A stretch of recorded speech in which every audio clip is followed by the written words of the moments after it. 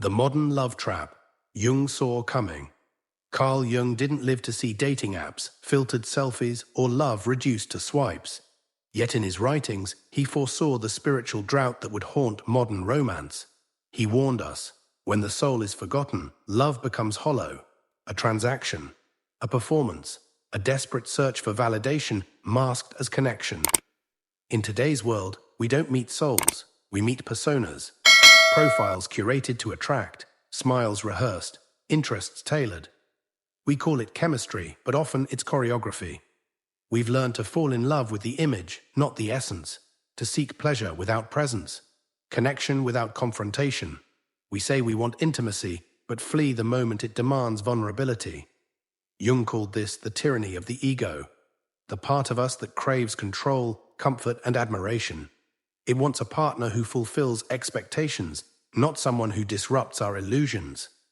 But true love, he said, begins where ego ends, and so many find themselves trapped in a cycle: infatuation, disillusionment, withdrawal, each new partner promising salvation, each goodbye confirming the loneliness we carry, not because we are unloved, but because we've forgotten how to love deeply, consciously, soulfully.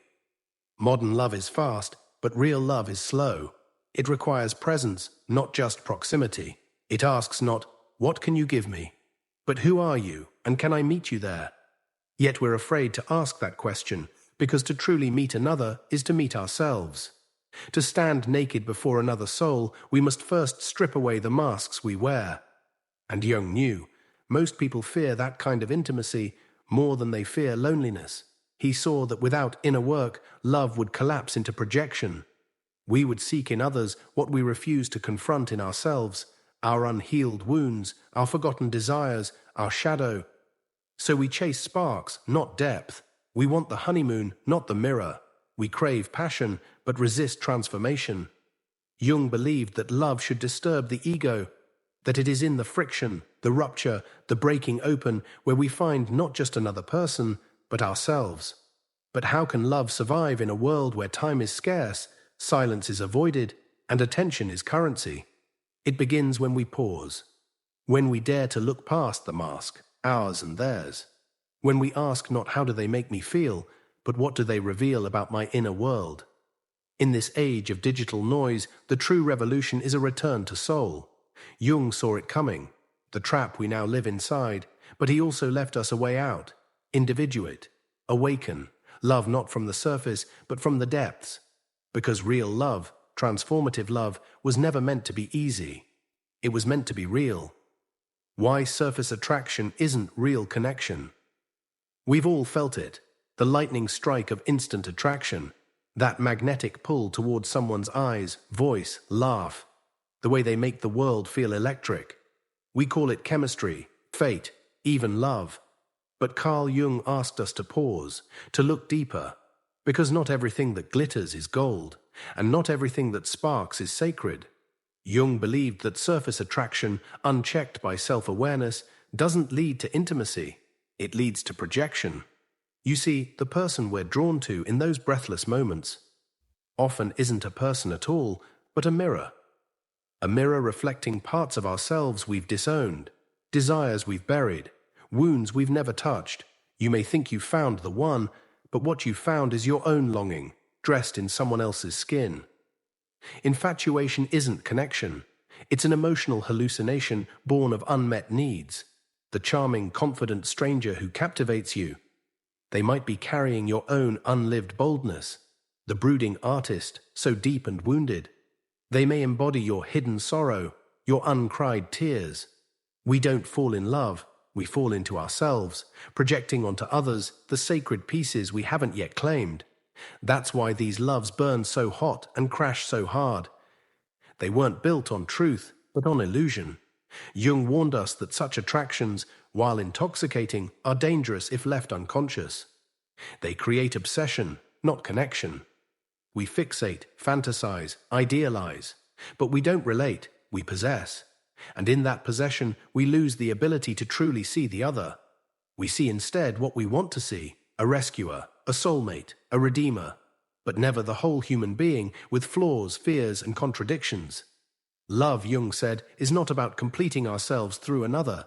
It is about encountering the other, fully, vulnerably, honestly.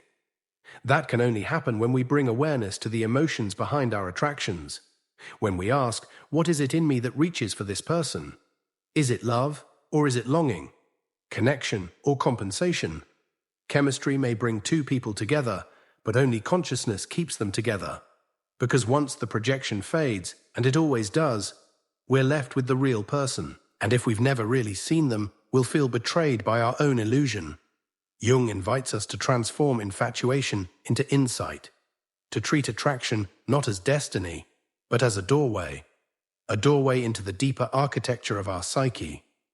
So the next time your heart races at someone's presence, don't just ask who they are, ask what they awaken in you. Because surface attraction isn't a sign of love, it's an invitation to self-discovery. And only by answering that invitation can we ever hope to find real connection. Anima and animus, your inner lover, sabotaging your partner deep within the soul, behind the veil of ego and memory, lives an image, an unseen companion, not of the world, but of the psyche. For men, Jung called her the anima, the inner feminine. For women, he named him the animus, the inner masculine. They are not just fantasies or ideals, they are ancient patterns, archetypes, carved into the architecture of the unconscious. This inner lover is the first we ever long for. She haunts a man's dreams with beauty, depth, emotion, and chaos. He whispers through a woman's thoughts with strength, conviction, fire, and fury. They are both muse and tyrant, guide and deceiver. But here's where it gets dangerous. When we do not recognize these inner figures, we begin to project them onto the people we meet. A man meets a woman and feels instantly captivated. He believes she is deep, soulful, almost otherworldly. But what he sees is not her. It is his anima, his own lost tenderness, his buried vulnerability, now dancing before him in her body. A woman meets a man and senses command, vision, destiny. But it is not his strength she falls in love with. It is her animus, her own unspoken courage and clarity, now cloaked in his voice. We mistake this inner image for the outer person, and in doing so, we place upon them a crown they cannot wear, a role they never asked for. The partner becomes the stage where the inner lover plays out its drama, but no real person can live up to a dream. And so, disappointment arrives. The goddess becomes too emotional. The hero turns too controlling. The pedestal breaks under the weight of the unreal. We blame them for changing. But in truth, it was our eyes that changed, because the projection has faded. Jung taught that true love begins not with idealizing your partner, but with reclaiming the anima or animus within. When a man integrates his anima, he becomes emotionally attuned, receptive, imaginative. He no longer needs to find his soul in a woman, because he has made space for it in himself. When a woman integrates her animus, she becomes decisive, self-assured, expressive. She no longer needs a man to carry her voice, because she has found it in her own breath. Only then can we look at a partner and truly see them, not as savior or mirror, but as a fellow soul walking beside us. The anima and animus are not enemies. They are the lovers within, waiting to be known. If you don't make them conscious, they will sabotage your love from the shadows. But if you dare to meet them, you'll stop searching for the one outside of you and start building love from the inside out. Projection, falling in love with your own shadow. Love begins with a gaze, a pull towards someone who seems to know us, see us, awaken us. But often that magnetism isn't about them, it's about something within us, long buried, long denied, now flickering back to life in the mirror of their eyes. Carl Jung called it projection, the unconscious act of casting parts of ourselves, wounds, dreams, fears, potential, onto another person. We fall in love, not just with who they are, but with who we imagine them to be. Sometimes it's our light we project, the creativity we've suppressed, the tenderness we were told to hide, the courage we've never claimed. We see them as magical, powerful, complete, because they carry our lost pieces. Other times it's our shadow, the jealousy we won't admit, the rage we keep beneath a smile, The neediness we disguise as strength. We say they're too much or too intense, but really they show us what we've buried. The lover becomes a screen for our unconscious movie, and we lose the ability to truly see them. We ask them to play roles: healer, savior, muse, enemy. But no one can survive the weight of being someone else's missing self. That's why the beginning of love feels like magic, and the middle like confusion. Because eventually the projection cracks. The person disappoints, not because they changed, but because our fantasy couldn't hold. We say, they're not who I thought they were, and we're right, because we never actually saw them. Jung warned us, when we do not own our inner life, we demand it from others. We expect love to fix what only self-awareness can heal. And when they cannot complete us, we resent them. But this unraveling isn't failure. It's the first step toward real love. Because once projection fades, authenticity can begin. When we reclaim what we projected, we meet ourselves more honestly. The artist we admired in them, maybe it lives in us. The chaos that scared us, maybe it echoes our own. To love without illusion, we must do the hard work of inner recognition. To ask, what am I seeing in them that belongs to me? Then we can say, I love you, not because you complete me, but because you walk beside me as I learn to become whole. Real love begins when projection ends, when the fantasy dies and something deeper rises in its place, not desire, but devotion, not possession, but presence. The soul doesn't seek perfection. It seeks truth. The dangerous myth of the perfect partner. We're raised on fairy tales and fed dreams of soulmates. One perfect person, somewhere out there, made just for us. They'll understand us without words, heal every wound, make us feel whole. It's a beautiful myth, and a dangerous one. Carl Jung saw through it. He warned that the longing for a perfect partner was not a call toward love, but a projection of our own inner division. Not wholeness, but halving. As if we are only half alive until someone else arrives to complete the story. This yearning doesn't come from the soul, it rises from the ego and the wounded child, from parts of us that have not yet met themselves. We look outward because looking inward feels too terrifying, too lonely. And so we idealize, we chase the fantasy. We say, they're everything I ever wanted, when really they are everything we've disowned or never claimed within ourselves. Jung believed that true love begins with individuation. The process of becoming whole, not by fusing with another, but by integrating all of who we are, the strong and the fragile, the light and the shadow, the anima and animus within. When we idolize another as perfect, we reduce ourselves to incomplete. We become dependent on them to validate our worth, to rescue us from our own emptiness. But no one can hold that weight forever. And when the illusion fades, when they fall from grace, when their flaws surface, we feel betrayed not by them, but by our own projections. The truth, there is no perfect partner. There is only a partner who reflects where you are on your journey. If you are disconnected from yourself, you'll attract someone who mirrors that fracture. If you are full of unresolved need, you'll magnetize someone who triggers that longing. But when you begin to heal, when you stop waiting to be completed and begin completing yourself, you will draw someone who sees you not as a missing puzzle piece, but as a whole soul, worthy of standing beside, not leaning on. Love then becomes an act of conscious companionship, not fantasy. It becomes less about magic and more about mutual presence. The myth of the perfect partner must die for real love to be born. We do not find completion in another. We find it in ourselves, and then meet someone who doesn't complete us, but deepens the journey home. How modern dating blocks. Real individuation. We swipe, we scroll, we curate. Profiles become performances, captions become coded cries for validation, and in the space between two blue ticks, we begin to forget who we really are.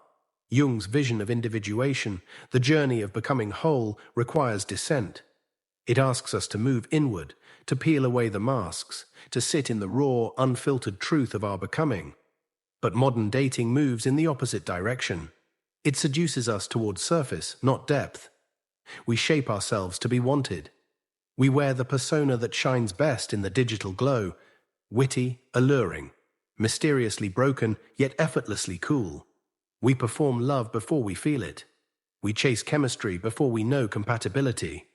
We mistake being seen for being known. And in doing so, we lose touch with the soul behind the mask.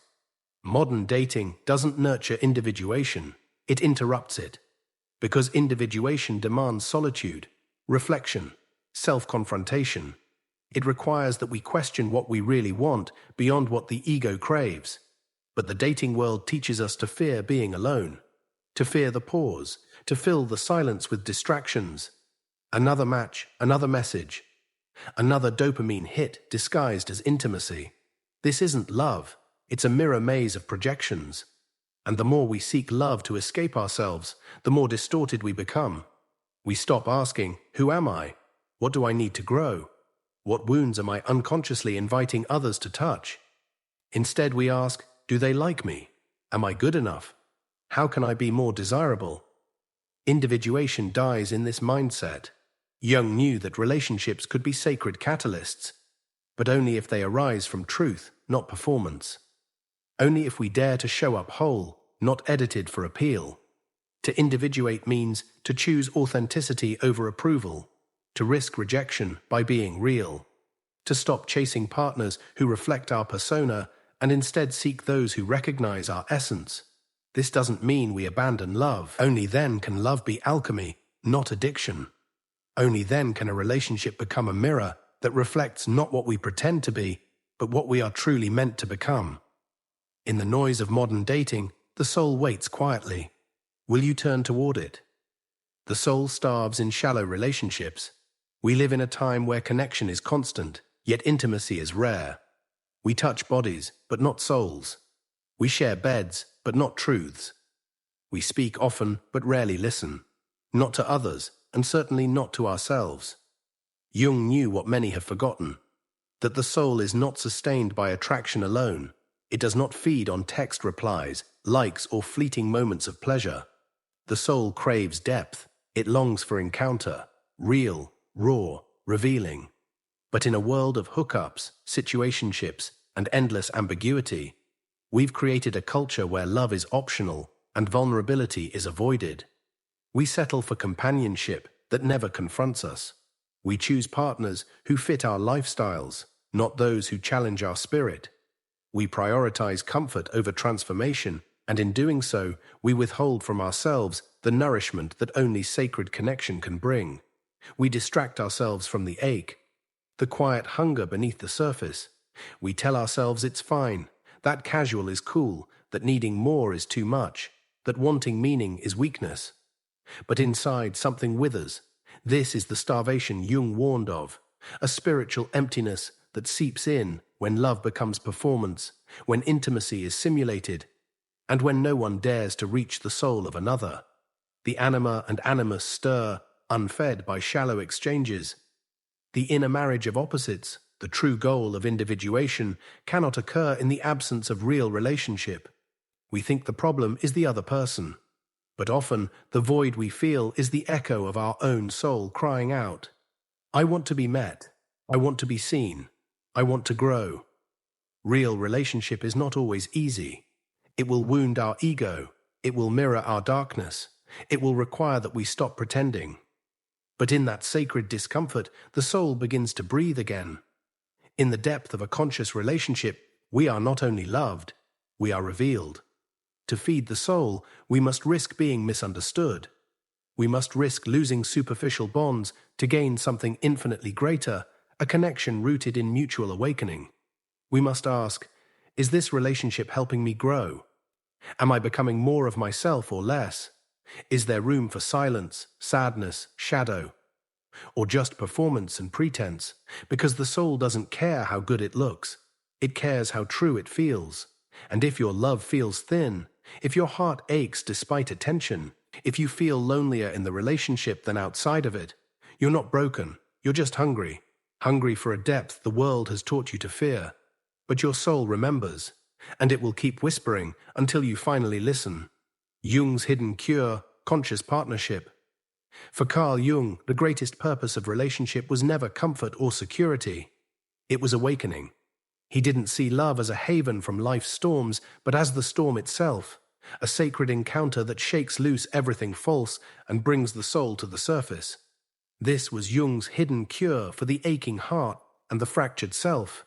Not perfect love, but conscious partnership. A conscious partnership is not made of two perfected beings. It is made of two people who are willing to see themselves, clearly, painfully, tenderly, in the mirror the other holds. Not just the flattering reflections, but the shadows, projections, and wounded stories that rise when intimacy deepens. In most relationships, we unconsciously seek comfort, validation, and someone to carry the burden of our unlived life. We ask the other to complete us, to be what we never became for ourselves. But Jung knew this path leads only to disappointment. The partner becomes the scapegoat for our own arrested growth. The love turns bitter. The mirror, ignored, begins to crack. But in a conscious partnership, something different happens. Instead of blaming, we reflect. Instead of fleeing conflict, we lean in. Not to argue, but to understand. We ask, what part of me is reacting here? What am I projecting onto you? When a wound is triggered, we don't immediately defend. We investigate. When a pattern repeats, we don't dismiss it. We trace it. We hold space for our partner's pain, not as their healer, but as a fellow traveler on the path of self-integration. This kind of love is not easy. It demands radical honesty and deep inner work. It asks you to give up the fantasy of being saved and instead become your own savior. It asks you to recognize that your partner is not your parent, not your rescuer, not your enemy, but your mirror. In this mirror, we see the disowned parts of ourselves, the critic, the needy child, the controller, the abandoned one. And if we're courageous enough, we begin to reclaim them. Not to become flawless, but to become whole. That's what Jung meant by individuation, the long sacred journey of becoming your true self. Conscious partnership is the crucible in which this process accelerates. It forces us to grow in ways we never would alone. There will be fire, there will be grief, but there will also be rebirth. And as each partner takes responsibility for their inner world, something beautiful unfolds. The relationship stops being a battleground and becomes a sacred temple, a place not just of love, but of truth, not just of pleasure, but of transformation. This is the kind of love Jung pointed toward, not blind passion, not romantic illusion, but awakening. Not two halves becoming one, but two wholes walking each other home. Why real love begins with the self. You can't meet someone else until you've truly met yourself. This is the quiet truth Carl Jung left behind. A truth that resists the fairy tales, the soulmate myths, and the desperate ache to be completed by another. Jung believed that the foundation of all meaningful connection is not found in another's arms, but in the unlit corridors of your own soul. Because how can you offer love if you don't yet know the one who's giving it? We often search for romance to escape loneliness, hoping someone else will fill the aching void we're too afraid to explore. We chase affection, not as an act of devotion, but as a distraction from our own disconnection. But Jung reminded us, the person we are seeking is not out there, not yet. Real love begins when you turn inward, not out of selfishness, but out of necessity. It begins when you confront your shadow, the parts of yourself you've disowned, buried, or labeled unlovable. The rage you suppress, the neediness you deny, the fear you silence with smiles, these fragments long to be seen, not by another, but by you. Because if you do not accept them, you will demand that others do. And they cannot. That's not their role. That was never their purpose. Love without self-awareness becomes dependency. Love without shadow work becomes projection. And love without self-love becomes a never-ending hunger. You must meet yourself first, fully and without judgment. You must sit with your pain without rushing to numb it. You must cradle your insecurities instead of hiding them. You must forgive the parts of you that fell apart while trying to survive. This is not easy work, but it is sacred work. When you begin this process, you stop looking for saviors. You stop mistaking chemistry for destiny. You stop expecting someone else to rescue you from your own emotional underworld. And in this space, you make room for something deeper. Conscious love. Love that is no longer based on need, but on truth. No longer rooted in fantasy, but in presence. You love not because you're broken and need to be fixed, but because you're whole and long to share your light. This is the paradox Jung saw clearly. You must be alone to love well. Not lonely, but alone in the sense of being enough. Alone in your skin, comfortable in your silence, grounded in your essence. Only then can another meet you. Not as a mask, not as a savior, but as an equal. Real love does not begin in the meeting of two bodies. It begins in the meeting of two souls, each one already home within themselves. Jung's final warning, love without depth, will destroy you. Carl Jung didn't just study the psyche, he descended into it. He walked through its shadows, listened to its whispers, and returned with a truth many still resist. Love without depth is not love at all. It is illusion, and illusion, left unexamined, will devour you. Modern relationships often move fast, built on image, spark, compatibility tests, and fleeting validation. We say, "I love you," without knowing who's speaking. We seek closeness without first seeking clarity. We give our hearts while our unconscious screams from below, unheard, unseen. Jung warned that if we do not bring awareness into our romantic lives, love becomes a dangerous game of projection and possession. We think we're falling for someone else, but more often we are falling for what we lack within. And what we do not see controls us. A man clings to a woman, not because he loves her, but because she holds his buried anima, the lost softness he was taught to reject. A woman obsesses over a man, not because he's right for her, but because he carries her unclaimed animus, the power she fears to own. These unconscious attractions feel like destiny, but they are traps in disguise. Jung's final warning wasn't about avoiding love, it was about avoiding unconsciousness in love. Because when relationships are built without depth, they begin to feed the ego instead of freeing the soul. You use love to validate your worth, to escape your loneliness, to mask your inner chaos. You stay in shallow partnerships that numb you instead of grow you. You confuse drama with passion, control with care, attention with affection,